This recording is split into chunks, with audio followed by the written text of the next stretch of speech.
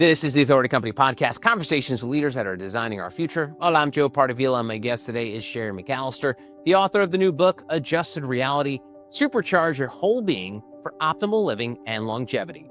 Her book draws on a deeply personal healing journey, the historic struggles of chiropractic pioneers, and decades of advocacy for whole being health. She challenges readers to move beyond symptom-focused care and embrace a more integrated, preventative approach to living and longevity. Dr. Sherry McAllister, welcome to the podcast. How are you? I'm absolutely fantastic, and thanks for having me today. You're very welcome. So I want to start with this. So I feel like chiropractors have this weird relationship to society that other doctors don't have. Like, for example, you would never be like, yeah, I don't go to neurologists because I don't believe in them. Or, I don't go to pediatricians because I just don't think they're good for kids. But chiropractors, there's this world that you guys are in where, depending who you talk to, A, you're a lifesaver. I couldn't survive without my chiropractor. Or B, I don't believe in their methodologies. I don't think it works. So tell me what it's like to live in that sort of gray area of like, there is sort of like, I guess, not 100% acceptance. And I know we are dealing in this post-pandemic world where everything in medicine is questioned. So, but chiropractors have had that long before from COVID-19. So tell me about that relationship between you and patients.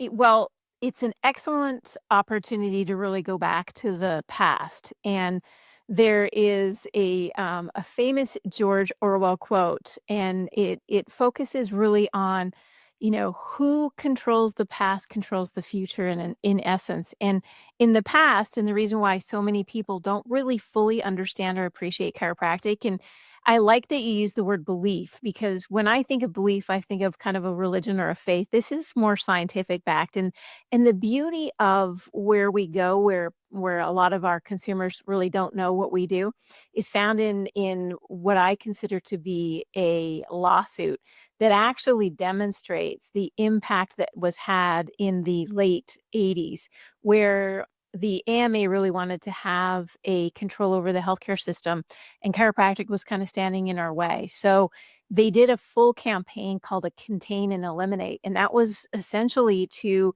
ensure that chiropractic was no longer a profession. And that smeared us, unfortunately, which is why even today we have consumers that really don't understand what we do. And that leads us to this really phenomenal bipolar epic outcome that you just decided to share with everyone, is that it becomes that either I love my chiropractor, or oh yeah, no, they're really quacky. I don't know what they do.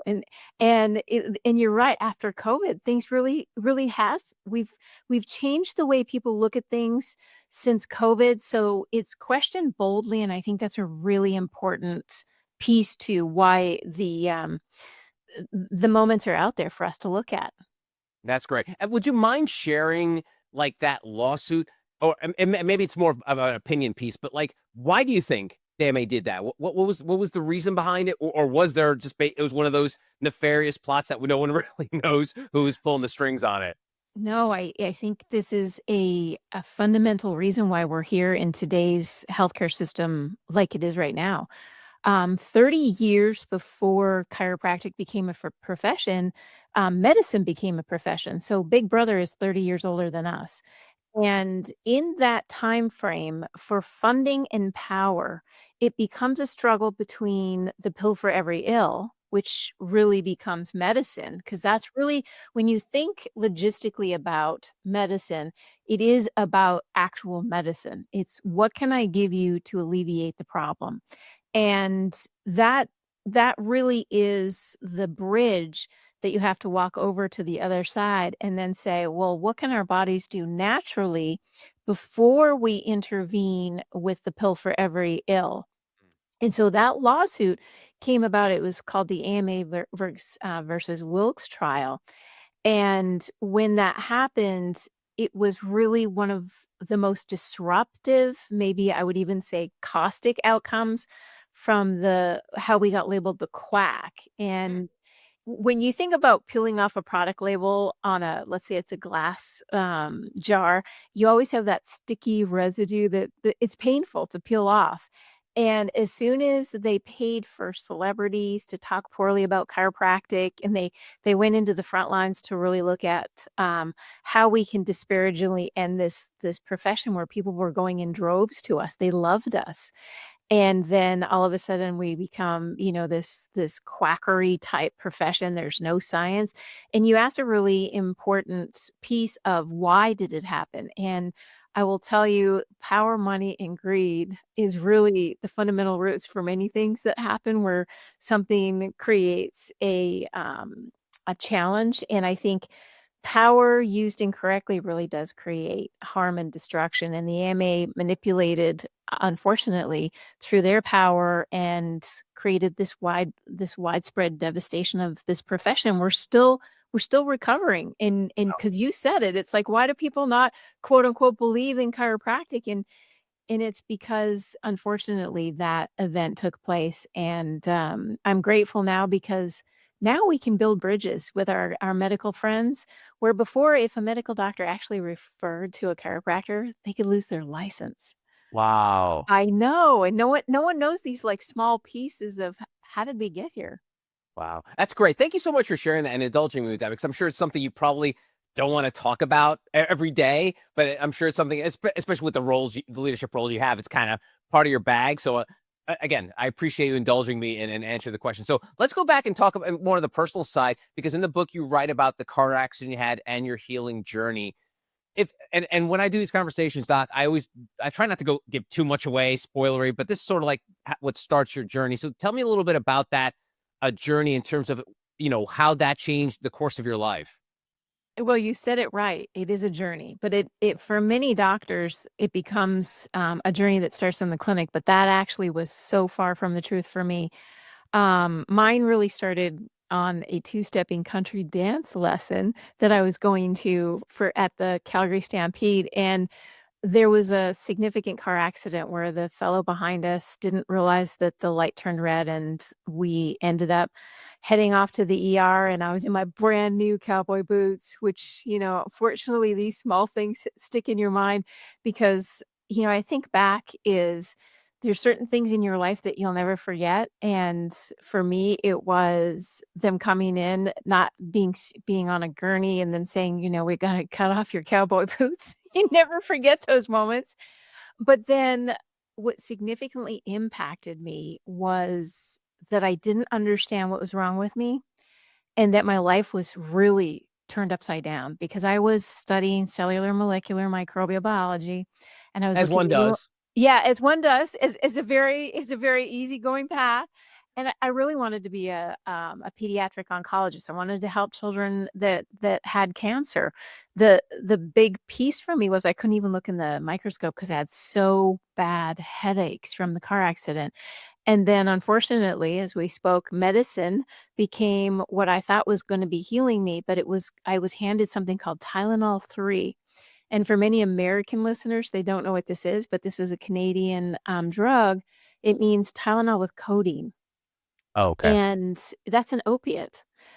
As this was many years back where we didn't know anything about opiates, and it was just making me sick and sick and sicker, and the more I tried to get out of helping myself after going to many, many different physicians, it became this reality now that my first choice doctor should have been my last choice doctor, and that's now how I see every day is I have stomach problems that have resulted from that car accident that wake me up, and I feel that really upset stomach, and it reminds me of why I'm on this journey every single day.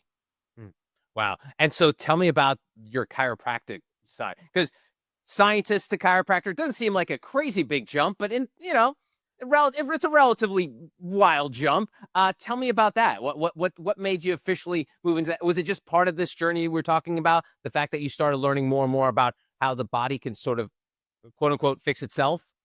Well, actually, just the opposite. I was desperate, sad, and depressed. And the medication that I thought was supposed to help me heal was really just to mask the symptoms. So there I am, sick, sad, and depressed, and wondering how am I gonna finish school when I can only look in the microscope for 15 minutes and I have to take a 10-minute break.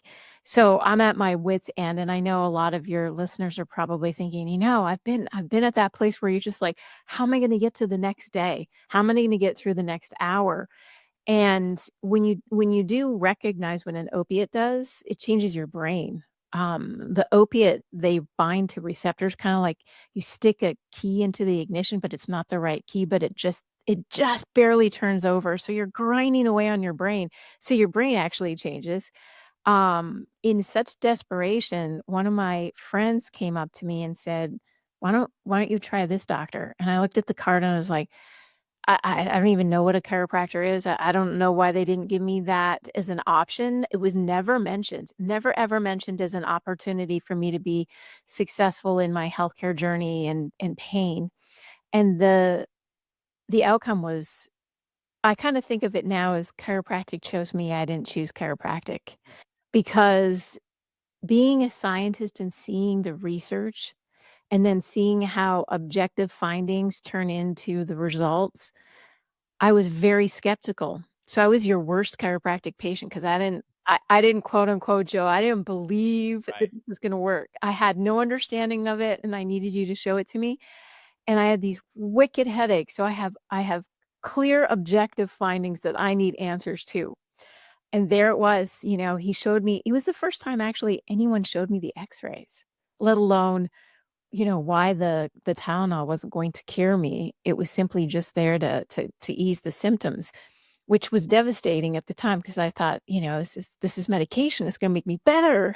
And so at the end of the day, I got my first chiropractic adjustment, and I was so skeptical that it was gonna work. So I was not your placebo patient for sure.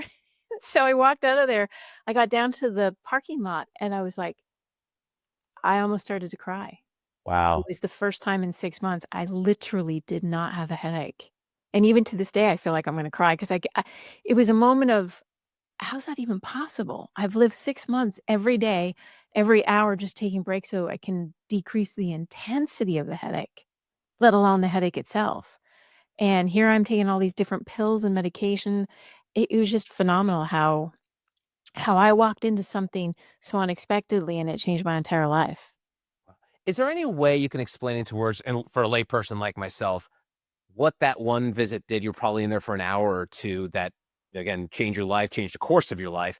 But what happened there that stopped the headache? I mean, I know this may be a complicated answer, but I'm just curious. Like, it's fascinating to me. Like, you're 6 months of struggling. You're taking medications. You go into this appointment that you're kind of like feeling sketchy about, and then you walk out a different person. What happened during that time frame? Well, it's very important first and foremost for most patients to get better, they need to stop having the fear. They need to actually, and fear standing for false evidence that appears real because it seems like it's never gonna get better. So step 1 was the education because now I felt empowered that I knew as he described to me as a lay person walking into it is, you have significant, um, impact to your nervous system, and I'm like, "Okay, what do we do there?" And what happens is it becomes inflamed, and around those joints, those segmented pieces that are found around your spine, they're creating this, pain signal. And now we know these words. Now I can get into the words in the book to kinda get you to understand more and more about it. But as soon as you can take away the irritation to the ligament, the inflammation that surrounds the soft tissue around the joint, and then you can restore the function. Like, now I can move my head back and forth, right? Before it's kinda like the best example I can give you that's really crass, but if you'll bear with me is, imagine you're trying to shut a door and there's a sweater caught in the hinge. Every time I looked down, I could feel it. And the muscles tightened and I felt nauseous because I'm trying to look down, but I can't look down. That restoration of just the motion itself created the ability for now everything to begin to work more appropriately. So better blood flow, less inflammation, full range of motion, and then the chemical aspect of that, where you start decreasing all the things that cause pain, comes up. So it's about structure that needs to be corrected, and function, which is the nervous system, to kind of come into play and actually start helping the body heal itself. Wow.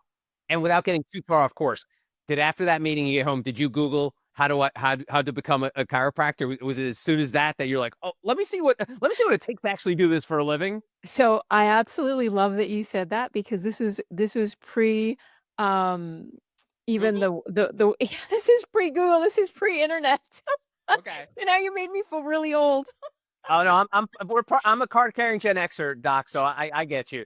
But I thought maybe like the internet was around because I thought it was just like I'm assuming mid 90s then, right? Yes, that's exactly right. 1996.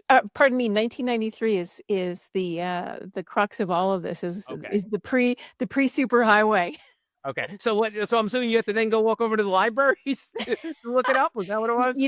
It's really funny because I didn't ever think I would go down this path, but let me tell you what was happening that I didn't even wanna bring up. I just thought pain was just part of everyday life. It was like, "This is what you do." I'm carrying a heavy bag to school. I'm working, 8-hour shifts after I've done 4 to 5 hours at the university. So I just thought pain was just a regular thing. So I had back pain, but I never actually brought it up to the chiropractor. Just wanted my headaches to go away. So I kept working with the chiropractor, coming back and saying, "Well, the headache's gone, but I if I could be so bold, now that you've done one thing, Yeah. could you maybe look at my low back? Because I've always had pain when I was sitting on the bus or I was sitting in the class, but I just thought it was normal, and lo and behold, he then said to me, "Well, sure." A few visits later, I'm strengthening, I'm stretching, I'm doing all the things that he's asked me to do, and I feel fantastic, and I'm like, "Whoa." And then one day I was leaving his office, and I was telling him I was finishing up my project, and I thought, "This really changed my life." He actually said, "You would be a really good chiropractor." And he stopped me, and that's really how it all started. Was, he changed my life so much, but then he said, "I understand you wanna be helping people, you wanna be helping the children, but look what happened in your life, and the rest is history." Wow, that's so great. That's so great. Thank you. And it's funny. I want to share my chiropractic experience because for many years, I worked in radio, and I never really. It was a very. This sounds very funny. I was an active position. Like I was always running around a studio. I was like, running across, grabbing things, pulling it. Again, I'm gonna date myself. It was like when we were playing music off cartridges. It was not. There was no music. It was like we're grabbing things off a rack. And so when I transitioned to podcasting full time, I started becoming more and more sort of like locked into a seated position, staring at a screen for essentially 8 hours a day. My body was not used to it. So I kept getting really, really like intense, like locking pains. Like I couldn't move. Like my neck would get super stiff. As a chiropractor, I'm sure you've heard these symptoms before from people that are mostly in a prone seated position. So I went to a local chiropractor, and they did the X-rays again, showed me the X-rays, and he said to me, this doesn't look so bad. We could do some treatment, but do you do like resistance training? Do you work out? And I'm like, and this is like, speaking of the pandemic, this is around the pandemic where I kind of stopped going to the gym as like many people did. And I'm like, not really. And I'm just kind of just doing this because, if you did some resistance training, this might help. So I kind of did a couple treatments. It was improving a little bit, but then I signed up to get back to the gym, and immediately all the pain went away. Ah, And I I love know these stories.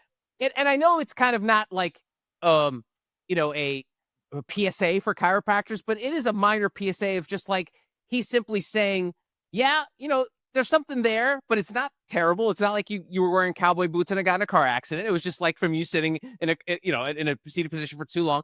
If you try, training, you would probably get out of it. And within a few weeks, and since then, knock on wood, I have no neck pain, even though I'm still squarely seated at a desk for 8 hours a day staring at a screen. So it just goes to show you that, you may not necessarily need to see a chiropractor on a regular basis, but just like even a checkup or a check-in is always a great introduction to that world, right, Doc? Oh, it's so well said, and it's actually the exact reason why adjusted reality was born, because it's pressing questions that we have that we don't know the answers to. And then all of a sudden, we start looking at the emphasis of how do I optimize my health? Or for you, it was something's not right. It's not necessarily stopping activities of daily living, but I really want some lifestyle choices that will make a difference.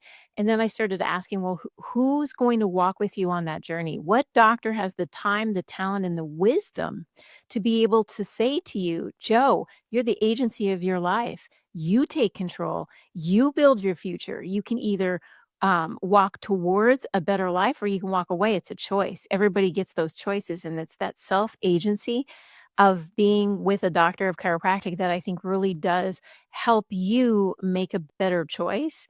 And then you get to begin to make consistent choices throughout your day.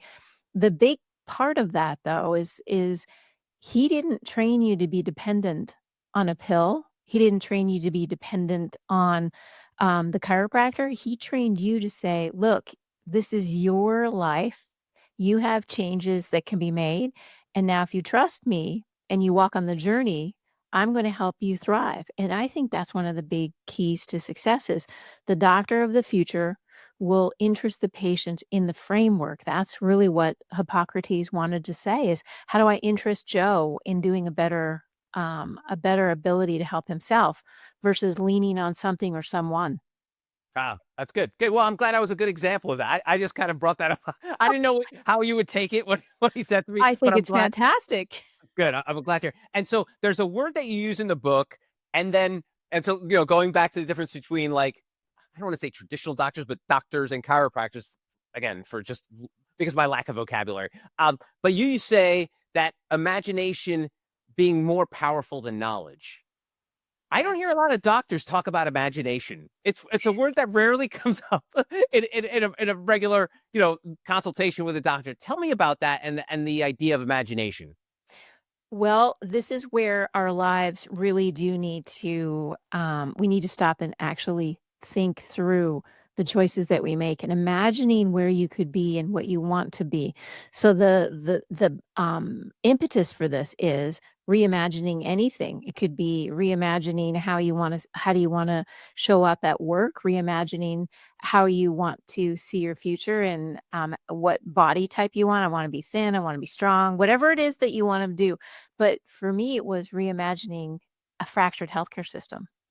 And that's why I brought it up because when you start thinking about imagination, you stop thinking about a problem and you start thinking about a solution. What if we could focus on less on quick fixes and more on prevention or optimization or lifestyle choices that really truly change our lives?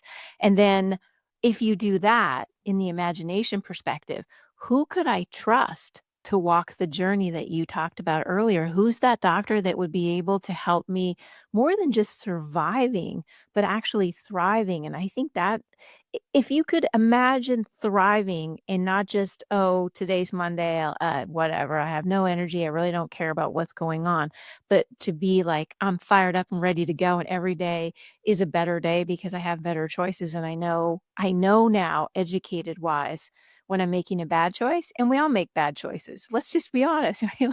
Every day you can wake up and you can decide I'm gonna have a donut for breakfast, or you're going to have a protein choice like maybe it's quinoa or something like that. You get to choose what's going to happen. I think that's the beauty of imagination. Oh, that's great. That's so cool. You know, there's one thing, and I don't want this to be like a blanket endorsement for chiropractors, but I feel like the mindset between the healthcare industry, especially when it comes to doctors, and I'm not the first to coin this phrase, but healthcare is not really healthcare; it's sick care. Like they're basically just managing symptoms with the aforementioned, as you're talking about, medications. And with chiropractors, in my limited, interactions, and my wife has gone to chiropractors, it's very much this mindset of I don't again, this may sound weird, but like mind over matter. Like almost like if you put your mind in the right frame, you could handle this without be, just fixing symptoms constantly. Like, oh, heartburn, take this. Oh, high blood pressure, take this. So the mindset between a doctor and a chiropractor, see that's where I see the difference. I think as an everyday person who has interactions with people like this. It is, and it's actually you really did focus on something that I think is incredibly important, which is empowerment. Once you start to recognize that your body can heal itself given the right environment, and that sometimes environment means that you need to collaborate with another physician. And I often, in my quarter century of treating patients, often had to say, I'm going to be able to do this, but we're going to need your MD to do that. And we're going to work side by side in collaboration. And as we move through the best life, it starts with the most important organ you own, which maybe many people don't really fully understand. And honestly, science still doesn't really fully understand it. And that's your brain. And what you tell your brain is what your brain will believe. And there's so many research studies out there. And I think that's where it comes down to the more you know, the better you do, because then you understand why the choices you make can impact your future. And that's it comes down to this special word, and it's neuroplasticity. It means that science tells us our brains are not fixed. They're rewiring all the time. And that's the problem with chronic pain. And there was just a release just a few days ago talking about the last 2 years we've increased the number of chronic pain patients in the United States by another few percentage points. So now we're a quarter of Americans are suffering with chronic pain. So when you think about your brain, we not only have to understand how the nervous system works to rewire it, but we have to look at that neuroplasticity, the ability for the brain to actually grow and refire. And sometimes it's like you get into a pattern of the problem is gone, but the brain's still firing on pain. And how do we start getting into that cutting edge research that challenges, what we have known from the past? And oftentimes it's the reset, which is why adjustments, what a chiropractor does, can become a massively challenging thing for that rewiring. And now the Journal of Brain is picking it up and showcasing how chiropractic impacts the brain. So we didn't have these studies 130 years ago. And most people are like, what? Really? And when I show them it's really shocking to them.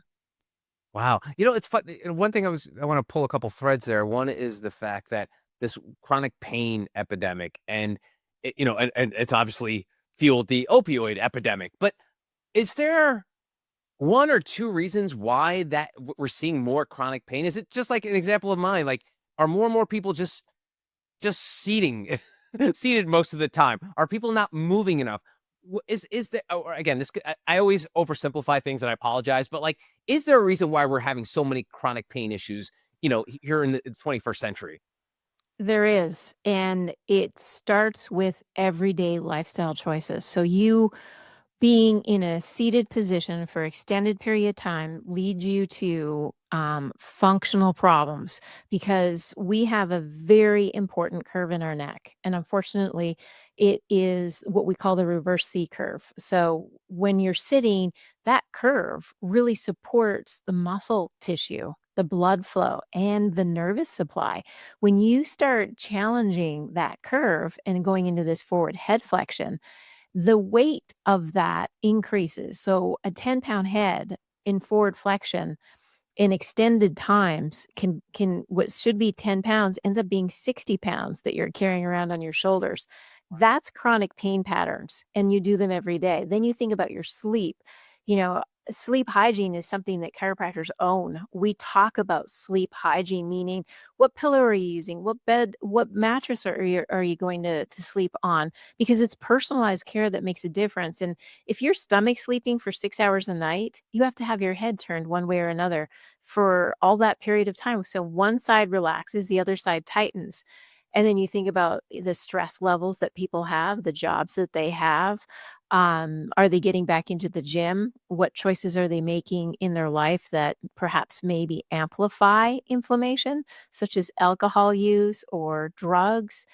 These pieces, and why now? Well, we got out of a pandemic. We're still suffering with an opioid epidemic. While the numbers are coming out that we're losing less people, the numbers are astronomical.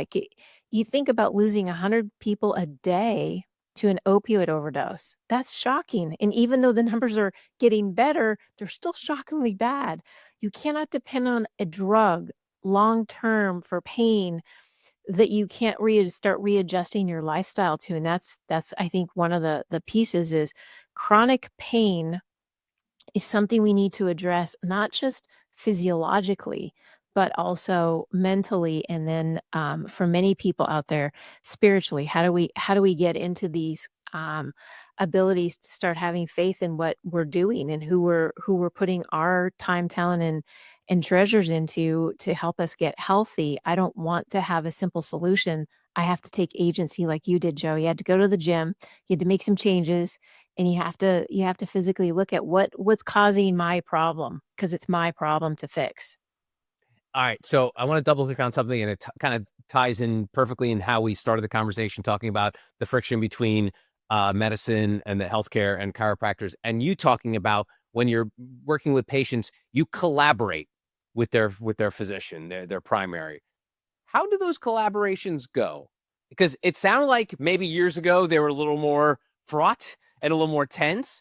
Are they better? Are the same? Is it case by case basis? Tell me how the day to day, like how us people, the regulars, are affected by the relationship, that strange relationship between doctors and chiropractors.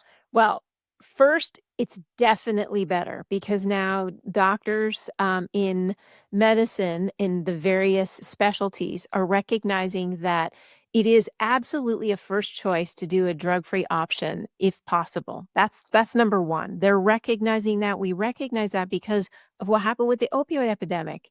We give a patient a drug and then we ask them to be um, okay with tightening themselves off of it. That doesn't happen when it's addictive because every brain, like Stanford University, 28% of us will take our first opiate and will be addicted on our first one. So that's shocking. So we really do have to focus on non-pharmacological options and then really helping the medical providers understand the science behind what we do and why we do it. So it's taking and educating and a whole new era of doctors, and it's better because even in the VA, they never had chiropractic 20 plus years ago. Wow. And now we have over 200 satellite facilities that integrate chiropractic into the treatment care program. So if you're going to get, and many neurosurgeons would say, before I operate, I want you to do chiropractic first. And that's why I think the collaborations are growing. And I also think that if the doctor doesn't give you more than one option, I would search out another doctor because options are a slice of life and it makes us grow. And what doesn't grow dies. And you need to have options ready and able, and also know the adverse events of those options. Some people go into back surgery and think as soon as I'm out, I'm going to be fully fixed. That's not actually going to be in reality. A lot of times you're not going to be the same person you were before. You're going to have to adapt. That's one piece of it. So getting down and understanding and questioning everything boldly is a beautiful place to be. And I started this thinking boldly and then trying to get the science behind what do we do and why do we do it. And it's critical now that all doctors recognize that we want to help our patients the best we can. How do I collaborate and ensure the patient gets what the patient needs? And that's why we call it patient-centric care and helping them choose what's going to be best for them. That's great. Good. That's good news too. I'm glad to hear that transition has happened. All right. A couple last things. You write about the foundational 7 pillars. You outline that in the book. We don't have time to get through all of them because I want people to read about it. But there's one that I didn't even know was a word, but revitalizement. I probably didn't say it right. Tell me how to pronounce that correctly and what it means and how it's part of the 7 pillars. I love this word because it breaks into revitalizement. How do you revitalize your own life? How do you look at what contentment means for you?